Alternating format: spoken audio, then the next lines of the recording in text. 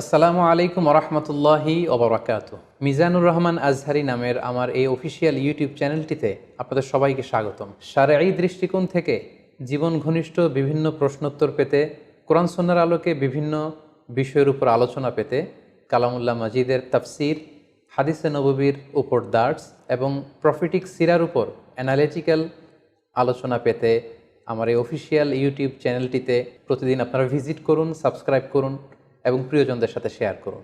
পাশাপাশি আপনাদের যে কোনো ধরনের সুচিন্তিত পরামর্শ আমাদের কমেন্ট বক্সে শেয়ার করতে পারেন।